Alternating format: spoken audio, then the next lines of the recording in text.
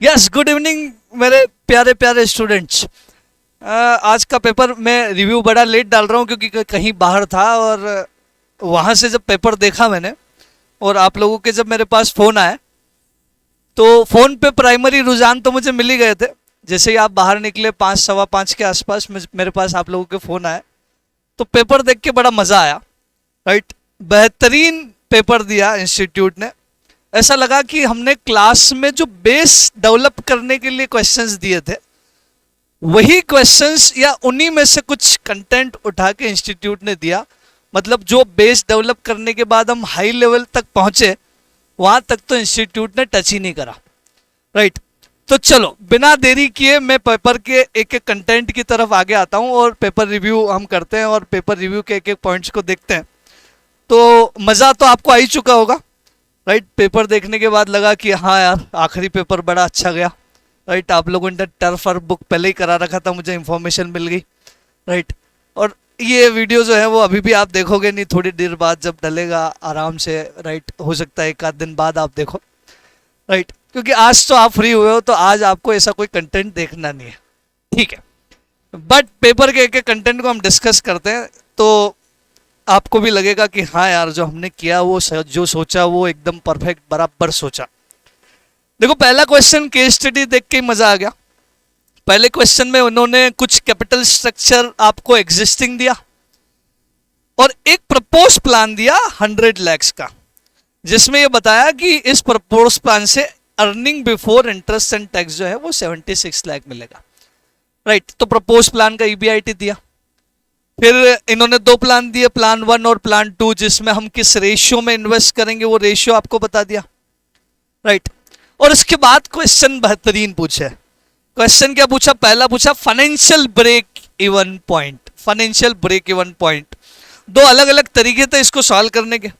पहला तरीका तो आप वो शॉर्टकट तरीका लगा सकते थे क्लास में, जिसके लिए मैंने मना किया था कि एग्जाम में यूज मत करना, लेकिन एमसीक्यू में तो यूज कर ही सकते हैं।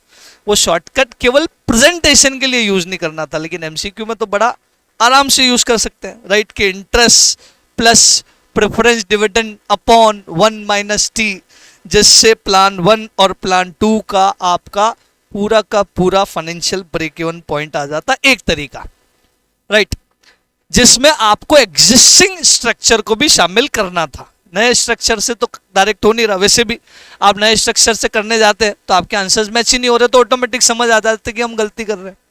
करेक्ट। दूसरा ऑप्शन ये था कि हम ट्रायल एंड एरर करके इनमें से किसी एक प्लान को भी अगर क्रॉस चेक कर लें तो दूसरा तो ऑटोमेटिक सही है, एक सही तो दूसरा सही। कि किसी एक के ईबीआईटी को आप रख के देख लो कि हमारा जो ईपीएस है वो 0 आ रहा है तो हम सही है। करेक्ट। आगे वाले क्वेश्चन पे बढ़े तो इंडिफरेंस पॉइंट पूछा। इसको भी करने के दो तरीके, एक तो हम इक्वेशन बना ले। इक्वेशन किस में बना ले? प्लान 1 और प्लान 2 में इक्वेशन बना ले ईपीएस की। EPS of plan 1 is equal to EPS of plan 2। EBIT को x मान ले, जो तरीका हमने क्लास में देखा। EPS of plan 1 is equal to 2। या फिर हम ऐसा भी कर सकते हैं भाई साहब कि इन ईपीएस को रख के देख लो दोनों प्लान में। लेंदी हो सकता है, इन चारों ईपीएस को दोनों प्लान में रख के देख लो। राइट, जिससे भी आपका ईपीएस दोनों प्लान का सेम आ जाए। इन सारे ईबीआईटी को रख के वो ईबीआईटी आपका इंडिफरेंस पॉइंट हो जाएगा। करेक्ट है क्या साहब? फिर वो जो ईपीएस आया उसी ईपीएस से थर्ड प्लान भी सोल्व हो जाएगा। तो थर्ड में ये तो क्लियर दिख रहा है कि ये वाला आंसर और ये वाला आंसर सही हो ही नहीं सकता। राइट, दोनों प्लान का ईपीएस इंडिफरेंस पॉइंट में क्या होता है? इक्वल होता है। तो दोनों प्लान का ईपीएस इक्वल होता है तो ऑब्वियसली आपके पास दो ही ऑप्शन बचे। एक सॉल्व करोगे ऑटोमेटिक हो जाएगा, आपको समझ आ जाएगा।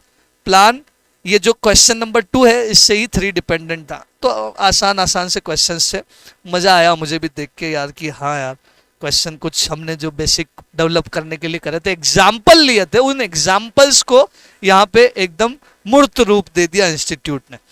ठीक है। फिर इन्होंने पूछा इस पे ईपीएस क्या है प्लान 1 और प्लान 2 का। बोले यार इससे पहले निकाल लिया ईपीएस, वापस क्यों पूछा? वो तो इंडिफरेंस पे ईपीएस पूछा। यहां ईपीएस वो पूछ रहे हैं जो ईबीआईटी इन लोगों ने प्रिंट करके दिया। तो उस ईबीआईटी पे आपको क्या निकालना था? ईपीएस निकालना था। तो ये भी मेरे को लगता है कि बहुत आसान सा गया। एक प्लान का आपने निकाल लिया तो दूसरे प्लान को चेक करने की जरूरत ही नहीं। समझ पा रहे हो क्या? एक प्लान का सही आया मतलब दूसरे प्लान का ऑटोमेटिक आ ही जाएगा। तो यहाँ पे दो दो प्लान पूछे जरूर है, लेकिन आंसर में आपको केवल एक प्लान की तरफ मूव करना था, उससे भी आपका आंसर सही हो जाता। फिर इन्होंने पूछा कि एमपीएस निकालो। साहब ईपीएस जब आ गया तो ईपीएस को मल्टीप्लाई पी रेशियो करेंगे तो एमपीएस पे पहुंच जाएंगे, तो एमपीएस भी आपका आ ही जाएगा। राइट, ये 10 नंबर आपके एकदम पक्के सिक्योर हो गए। राइट, मुझे नहीं लगता कि इस 10 नंबर में कहीं कोई आपत्ति है। ठीक, सिनारियो 2 में गए, केस स्टडी 2 आई। 2 में देखो आप, 2 में इन्होंने करंट रेशियो दिया, सेल्स दिया जिसमें बोला 80% credit. Right, inventory turnover ratio दिया, इन्वेंट्री टर्नओवर कुछ नहीं लिखा है तो ऑब्वियसली ये सीओजीएस पे बेस्ड होगा। एवरेज कलेक्शन पीरियड दिया है 2 मंथ्स, ठीक है। ग्रॉस प्रॉफिट दिया है 20%, क्विक रेशियो दिया है 1:1, क्विक रेशियो दिया है, करंट रेशियो दिया है। ये current asset upon current liability हो जाएगा और ये quick asset upon current liability हो जाएगा। राइट, क्विक असेट मतलब करंट असेट और स्टॉक अगर हम एडजस्ट कर दे तो हम क्विक असेट पे पहुंच जाएंगे। ठीक है, फिर जब आगे बढ़े तो पता चला कि इन्होंने पूछा इन्वेंट्री और रिसीवेबल्स बताओ। अब इन्होंने जरूर यहां पे इन्वेंट्री और रिसीवेबल में दोनों सॉल्व करने पड़ेंगे, क्योंकि 20 यहां पे भी और यहां पे भी है, 10 यहां पे भी और यहां पे भी है। तो एक आंसर जब आप निकालोगे तो पता चलेगा कि आपका आंसर जो है वो 20 आ रहा होगा। राइट, तो 20 आ रहा है तो दूसरे का प्लान का आंसर क्योंकि चेक करना पड़ेगा कि वो 10 है कि 20 है। Getting my point? तो यहाँ पे इन्वेंट्री कैसे निकलेगा साहब? इन्वेंट्री निकलेगा कि सीओजीएस निकाल लोगे क्या, सेल में से जीपी लेस करके सीओजीएस निकाल लेंगे साहब। सीओजीएस है इन्वेंट्री टर्नओवर रेशियो 6 टाइम्स है, तो ऑब्वियसली डिवाइड बाय 6 कर दोगे तो आंसर आ जाएगा, कोई आपत्ति थी नहीं। फिर जब आपका ये सेल है 150 लाख का, इस सेल को 80% करेंगे तो क्रेडिट आ जाएगा, उस क्रेडिट को 2/12 कर देंगे तो डेटर्स भी आ जाएगा। आसान था, बहुत आसान था, कहीं कोई दिक्कत नहीं। तीसरा इसका जो ये वाला पॉइंट था, राइट, जो 7th क्वेश्चन था, थोड़ा सा ट्रिकी मान सकता हूं मैं इसको, कि करंट असेट और करंट लायबिलिटी थोड़ा सा, लेकिन आपके लिए मुझे नहीं लगता है कि जिस हिसाब की तैयारी हम लोगों ने करी थी उसमें ये कोई ट्रिकी आपको लगा हो, क्योंकि आपके पास करंट रेशियो है, आपके पास क्विक रेशियो है और आपके पास स्टॉक भी आ चुका है। तो इन दोनों को आपस में कैलकुलेट करके current asset upon current liabilities is equal to 1.5, ये इधर जाएगा तो current asset is equal to 1.5 current liabilities बन जाएगा।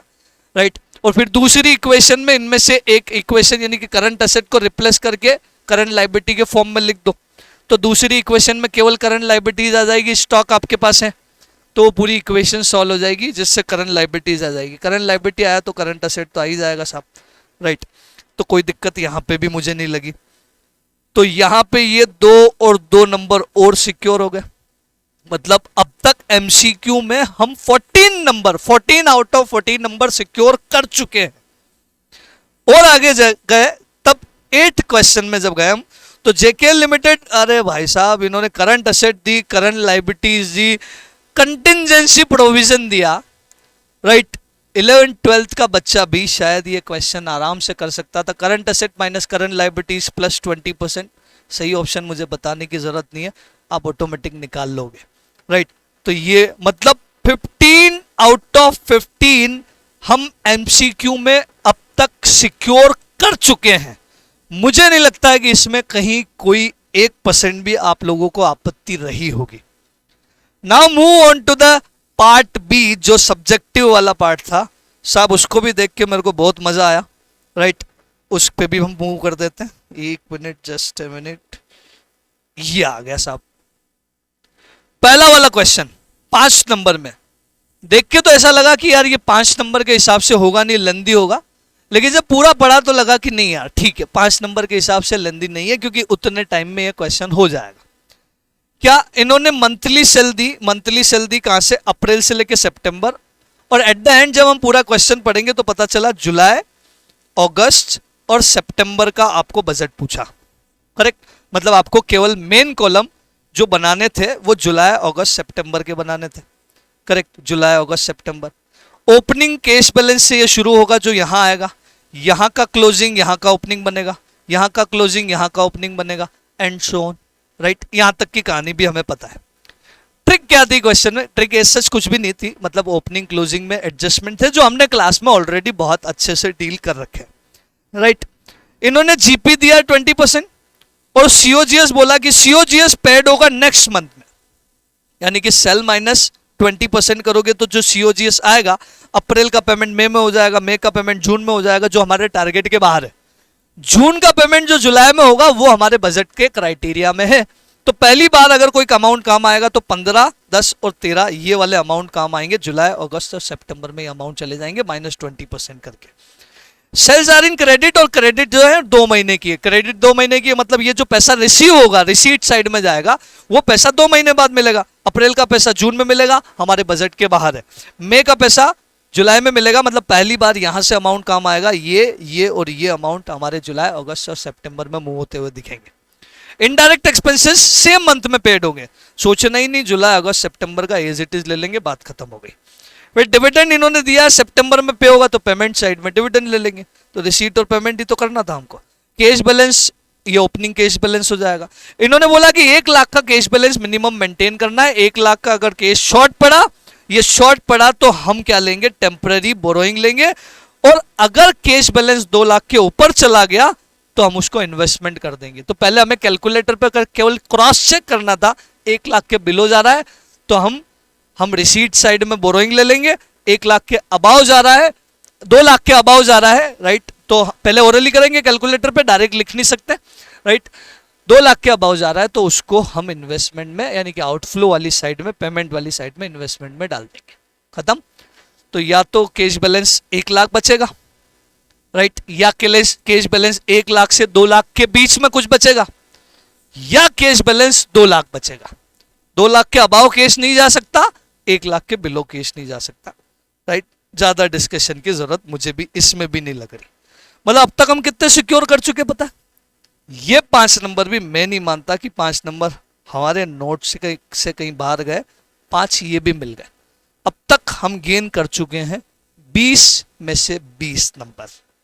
ठीक है साहब, और आगे गए, पता चला कि इन्होंने एक बैलेंस शीट दी, राइट, बैलेंस शीट दी एक्सिम लिमिटेड, 2 + 1 + 1 + 1 अलग अलग पार्ट्स के अलग अलग मार्क्स दिए, 5 नंबर का क्वेश्चन दिया।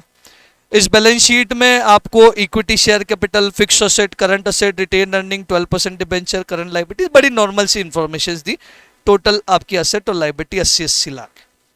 आगे जब बढ़े तो पता चला कि इन्होंने एडिशनल इंफॉर्मेशन दी जिसमें फिक्स कॉस्ट दिया है excluding interest 16 lakh, variable operating ratio जो दिया है वो 70%, मतलब वेरिएबल कॉस्ट 70% हो गई। Total asset turnover ratio 2.5। क्या टोटल असेट हमारे पास है 80 लाख की, वहां से सेल्स आ जाएगा क्या? वहां से अगर एक बार सेल्स आ गया तो उस सेल्स से sale minus variable cost minus fix cost minus interest, क्या पूरा स्टेटमेंट बना पाएंगे? पूरा स्टेटमेंट बना दिया तो डीओएल, डीएफएल, टीसीएल तो सोल्व हो गया, राइट। रही बात ईपीएस की, तो ईपीएस के लिए स्टेटमेंट को थोड़ा और आगे बढ़ा देंगे, इनकम टैक्स भी लेस कर देंगे, राइट। इनकम टैक्स लेस करने के बाद इन केस अगर प्रेफरेंस, यहाँ प्रेफरेंस शेयर भी नहीं है, प्रेफरेंस शेयर होता तो वो भी लेस कर देते, प्रेफरेंस डिविडेंड के नाम पे है ही नहीं, तो बातें खत्म। वही earning available to equity share holder आया, उसको divided by number of shares कर देंगे। नंबर ऑफ शेयर्स आपके कितने हो जाएंगे? 20 लाख डिवाइडेड बाय 100, ये नंबर ऑफ शेयर्स हो गए, ईपीएस भी पहुंच गए। अभी तक भाई साहब हम ये 5 नंबर भी कवर कर चुके हैं। 25 में से 25 अब तक हम गेन कर चुके हैं, राइट। नोट्स आपके सामने, उठा लो। नोट्स के बेसिक क्वेश्चन के बाहर अगर ये पेपर आया, एडवांस की तरफ तो बात ही नहीं कर रहा, बेसिक क्वेश्चन के अगर बाहर भी आया तो बात करेंगे, राइट। यहां तक क्लियर है। और आगे गए और इन्होंने बोला following information have been provided. Profit before tax दिया 40 लाख, टैक्स रेट दिए 40, equity share capital 40 lakh, ROI दिया 18%, राइट। के ई कॉस्ट ऑफ इक्विटी दिया है 15%, डिविडेंड पे आउट रेशियो दिया है 50%, करेक्ट। डिविडेंड पे आउट 50%, मतलब जो भी हम कमाएंगे, अर्निंग जो भी कमाएंगे, ईपीएस का 50% हम बांटेंगे, वो हमारा डीपीएस होगा, करेक्ट। ये आपका केई दे दिया, ये आपका आर दे दिया। केई है, आर है, ई आ गया तो डी भी आ जाएगा, राइट। ई चाहिए और डी चाहिए, करेक्ट। अगर ये 4 चीजें आ गई तो वोल्टस सोल्व हो जाएगा। वोल्टस के हिसाब से ही बोला है ना आपको, वोल्टस D plus R divided by K E multiply E minus D whole divided by K E, बताने की जरूरत ही नहीं है, ये सब पता है आपको, राइट। अब 2 इंफॉर्मेशन चाहिए, ई और डी, राइट। अब ई आप यहां से नहीं निकाल पाओगे, प्रॉफिट बिफोर टैक्स दिया है, टैक्स रेट दिया है, नंबर ऑफ इक्विटी शेयर्स दिए हैं, क्या ई आ जाएगा? ई आ गया तो डी आ ही जाएगा उसका 50%, चारों इन्फॉर्मेशन आ गई तो वोल्टेज से आ गया। ऊपर से इन्होंने ऑप्टिमम नहीं पूछा, राइट। ऑप्टिमम पूछते तो भी मानते कि चलो एक स्टेप आगे और सोल्व करना पड़ता, बहुत बेसिक सा क्वेश्चन पूछा। तो ऑप्टिमम पूछते तो आर इज ग्रेटर देन के ई, तो ऑप्टिमम हो जाता 0, उस पर प्राइस निकाल लेते, पूछा ही नहीं तो बात ही नहीं करते हैं उसकी। फिर दूसरी बार इन्होंने पूछा 48 प्राइस होगी, 48 प्राइस होगी तो आपका डिविडेंड पे आउट क्या होगा, तो इस पे आपको निकालना था डीपीएस। प्राइस 48 ले लो, बाकी सब इंफॉर्मेशन आपके पास है। 48 is equal to D plus R divided by K E, are आपके पास है, के ई आपके पास है, ई आपके पास है, माइनस डी करोगे, अभी तक डी मिसिंग है, डिवाइड बाय के ई आपके पास है, तो पूरी इक्वेशन में डी मिसिंग है, डी आ जाएगा। हमारे नोट्स के 20 क्वेश्चन है और 20 क्वेश्चन का पहला क्वेश्चन ही हमने ये करा है, राइट। मतलब अभी भी बेसिक क्वेश्चन पे ही जा रहे हैं। फर्स्ट क्वेश्चन में आप जब देखोगे वहां तो 4 पार्ट है, उन 4 पार्ट में से 2 पार्ट ही यहां पूछे गए, राइट। यानी कि 5 नंबर अभी भी भाई साहब सिक्योर हो चुके हैं। कितने मार्क्स हो गए, कितने मार्क्स हो गए भाई साहब, राइट। अभी फुल आउट ऑफ फुल ही चल रहे हैं, अभी तक कोई मार्क्स कटे नहीं। और आगे जाते हैं, देखते हैं कहीं कटते हैं तो बात करेंगे। Following information pertaining to this, number of equity shares आपको दिया है, बुक वैल्यू पर शेयर 10%। ये अच्छा क्वेश्चन लगा मुझे, बट ऑलरेडी कर रखा है तो अच्छा क्वेश्चन क्या।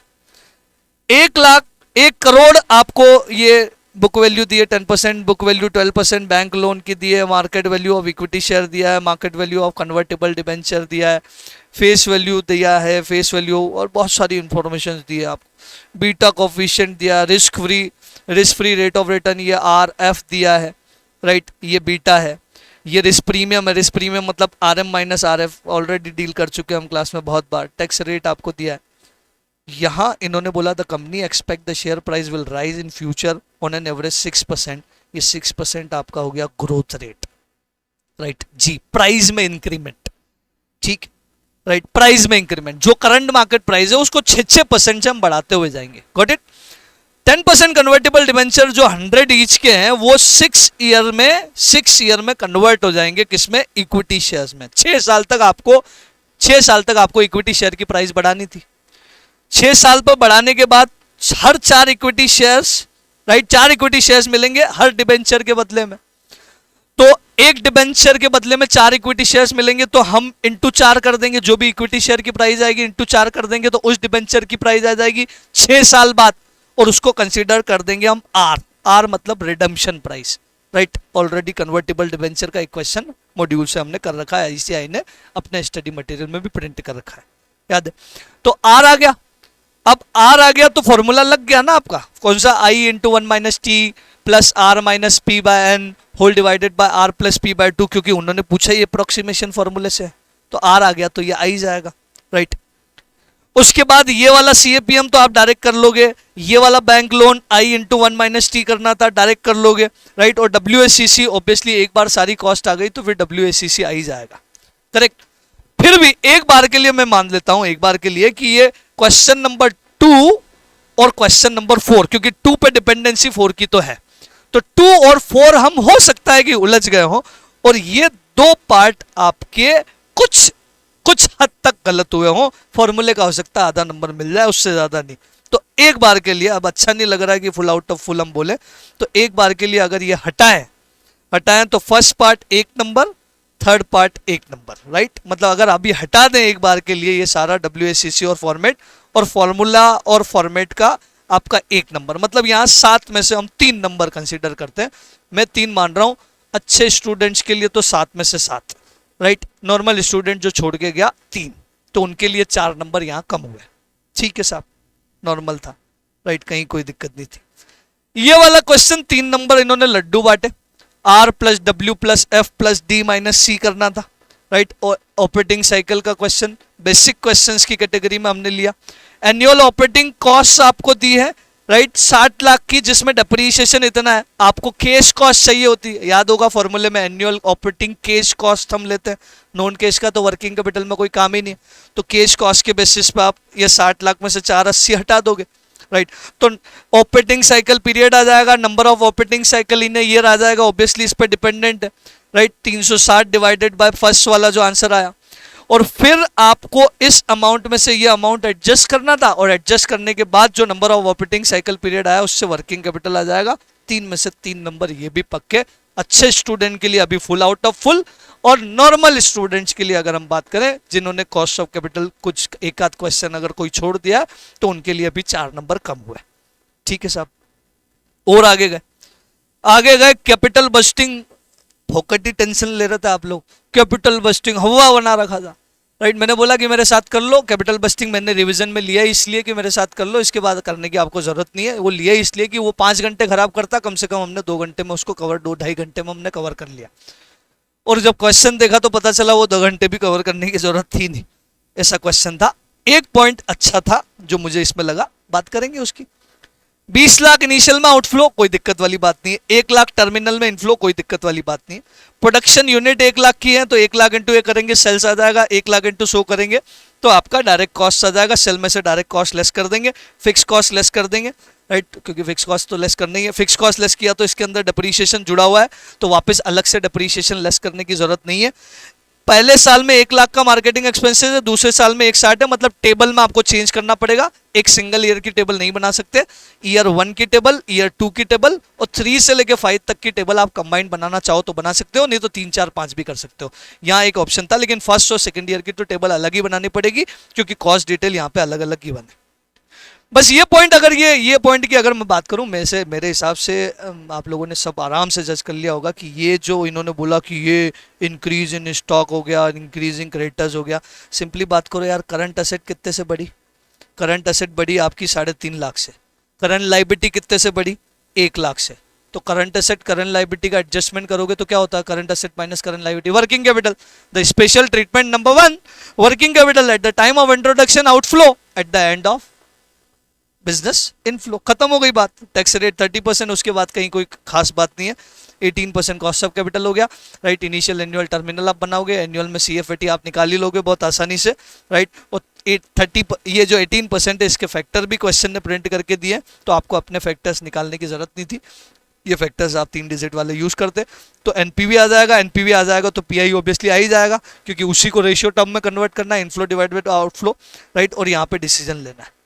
राइट, मैं अगर मानूं तो आपके 6 में से 6 नंबर ये भी सिक्योर हो सकते हैं। राइट, कहीं कोई दिक्कत नहीं थी। और आगे बढ़े तो साहब इन्होंने रेशियो एनालिसिस का एक क्वेश्चन और दे दिया। मतलब इंस्टीट्यूट इस बार मेहरबान हो गया कि रेशियो एनालिसिस के क्वेश्चन को 2 बार पूछ लिया। भाई साहब, एक बार अभी पूछा, एक बार पहले पूछ लिया। मेहरबान इंस्टीट्यूट इस बार रेशियो एनालिसिस पे। अच्छी बात है, हमने वैसे भी कोई सेलेक्टिव बेसिस पे स्टडी तो कर नहीं रखी थी, हमने तो सब कर रखा, चाहे जिस लाइन से उठा के पूछे इंस्टीट्यूट, कोई दिक्कत वाली बात नहीं। तो इक्विटी शेयर कैपिटल आपको दी है 2 लाख रुपए की। रेलेवेंट रेशियोज आपको दी है। Current asset to total debt solve नहीं हो सकता, क्योंकि जो रेशियो इक्विटी पे बेस्ड होगा पहले वो सॉल्व होगा। Total debt to owners equity ये सॉल्व हो जाएगा। ये क्वेश्चन ही कर रखा है आई थिंक हमने, या इस टाइप का डेटा अलग हो सकता है, इस टाइप का क्वेश्चन हमने कर रखा। Fix asset to owners equity, इससे फिक्स असेट आ जाएगा। राइट, तो इससे टोटल डेट आ गई, इससे फिक्स डेट आ गई, टोटल डेट से करंट डेट भी आ जाएगा। Right, total asset turnover ratio, total asset turnover ratio से आप टर्नओवर पे पहुंच जाओगे। राइट, टोटल असेट आ गई तो टर्नओवर आ ही जाएगा, टर्नओवर आ जाएगा, total asset. Right, fix asset आ गया, टोटल असेट टर्नओवर आ गया। Inventory turnover ratio, inventory turnover ratio 10 times. Right, इससे इन्वेंट्री आ जाएगा। आई डोंट थिंक सो कि ये बैलेंस शीट बनाने में आप लोगों को दिक्कतें फेस करनी पड़ी होगी। राइट, ये आराम से आपने कर लिया होगा। अब रही बात इन्वेंट्री टर्नओवर रेशियो निकालने के लिए, कहीं से कहीं तक कहीं जीपी रेशियो गिवन मुझे नहीं दिख रहा है, और one GP ratio is not given. हमारी अब मजबूरी है यहाँ पे। राइट, वैसे तो इन्वेंट्री टर्नओवर को सीओजीएस पे कैलकुलेट करना चाहिए था, लेकिन अब यहाँ नहीं है, तो हम सीधा टर्नओवर पे कैलकुलेट कर लेंगे। चॉइस थोड़ी है हमारे पास। राइट, उस टर्नओवर पे कैलकुलेट कर लेंगे। करेक्ट। तो भाई साहब, ये क्वेश्चन भी मुझे नहीं लगता कि आउट ऑफ द ट्रैक था। इसके बाद तो थ्योरी क्वेश्चन। राइट, हम थ्योरी पे जाएं या ना जाएं, हमारी चॉइस थी। राइट, कहीं अब थ्योरी क्वेश्चन में भी बात करें तो environmental, social and government link bond याद आ रहा होगा आप। राइट, हमारे टाइप्स ऑफ फाइनेंसिंग चैप्टर का सबसे आखिरी वाले हिस्से में हमने ये पढ़ा हुआ है। वेल्थ मैक्सिमाइजेशन के objective and advantages of wealth maximisation बहुत अच्छे से पढ़ रखे हैं हमने, वो सारे पॉइंट्स बना रखे हैं, पढ़ने की जरूरत नहीं है। 2 advantages of virtual banking, virtual banking के 2 एडवांटेजेस, राइट। और state the concept of exclusion of financing, state the concept of exclusion of financing cost principal, right. Financing cost principal को हम क्यों एक्सक्लूड करते हैं। आई थिंक ये वाला portion आप कॉस्टिंग से लिंक करके भी करते तो शायद यहाँ पे काम हो सकता था, राइट। मुझे लगता है कि इसमें आपने मुझसे ज़्यादा शरद सर से पढ़ा होगा, राइट, कि फाइनेंशियल कॉस्ट एक्सक्लूजन का प्रिंसिपल्स क्या है और क्यों बात करते हैं। जानने की ज़रूरत ही क्या इन पे है, हमने तो प्रैक्टिकल अटेंड करा है वो बहुत अच्छे से। मुझे ऐसा लगता है कि इस पूरे पेपर में कहीं पे भी कोई रुकावट आने की दिक्कत मुझे नहीं दिख रही है। तो अभी मैं ऐसा अजम्पशन या प्रिज्यूम लेके चल रहा हूं कि वो स्टूडेंट जिसने नोट्स बहुत अच्छे से कर लिए, 100% नोट्स कर लिए, राइट। एक आध बार हमने कंपाइलर करा था, हालांकि वो तो बहुत अच्छे लेवल पे चला गया, वहां तक तो जाने की जरूरत नहीं। नोट्स भी बहुत अच्छे लेवल पे कर लिए, 2-3 बार भी कर लिए। 50 out of 50 I can assume, right, कि आप 50 आउट ऑफ 50 स्कोर करने की बिल्कुल बेस तैयार कर चुके हो, राइट। प्रेजेंटेशन हमने क्लास पे बहुत ध्यान दिया है कि आईसीआई जो है वो केवल मार्क्स आपको आंसर पे नहीं देता है, प्रेजेंटेशन के साथ आंसर लिखोगे तो उस पर, और प्रेजेंटेशन की एक एक बारीकी पे हमने ध्यान दिया है और आपने वो बारीकी को बहुत अच्छे से ध्यान में रखा होगा क्योंकि क्लास में 50 बार रिपीट की है वो चीज़। अब जो चीज़ 50 बार रिपीट कर दी गई है, फॉर्मेट बनाना, अमाउंट इन रुपये लिखना, डिसीजन लिखना, वर्किंग नोट का रेफरेंस बनाना, ये सब करा है। तो आई डोंट थिंक सो कि यहाँ पे आपने प्रेजेंटेशन में भी कोई चूक कर दी हो कि 50 में से 50 लाने का स्कोप खत्म हो जाए, राइट। प्रेजेंटेशन भी आपने बेहतरीन दिया होगा। तो चलो, बढ़िया लगा, मुझे बहुत अच्छा लगा पेपर देख के, राइट, कि आईसीआई ने ऐसा पेपर जो है वो दिया। आगे वाले स्टूडेंट ये उम्मीद लेके मत चलो कि आईसीआई ऐसा ही पेपर देगा तो हम टफ लेवल या अच्छे लेवल के जो क्वेश्चंस कर रहे हैं वो ना करें। तो आगे वाले स्टूडेंट्स को तो यहाँ सलाह रहेगी कि इस पेपर को बेस बनाते हुए अपनी तैयारी जो है वो मॉडिफाई ना करें, और अभी वाले स्टूडेंट कंफर्ट जोन में जा सकते हैं। बिल्कुल टर्फ और बुक कराओ और मेरे को मैसेज डालो, राइट। उस टर्फ आज भी मेरे पास मैसेज आया था, ईमानदारी से बता रहा हूँ, बट क्योंकि मुझे आप लोगों के लिए रिकॉर्डिंग करनी थी और स्टूडियो में अभी खड़ा हूँ मैं, तो मैं वहाँ वो टर्फ पे आपको ज्वाइन नहीं कर पाया। लेकिन बस आगे तो कोशिश बिल्कुल जारी रहेगी। आप बुक करो और मैसेज डालो, टाइम सेट होगा तो मैं ज़रूर आपको टर्फ पे ज्वाइन करूँगा, पार्टी करेंगे, राइट। और रिजल्ट वाले दिन असली पार्टी होगी, ठीक है। चलो, टिल दैट, तब तक के लिए बाय बाय, राइट।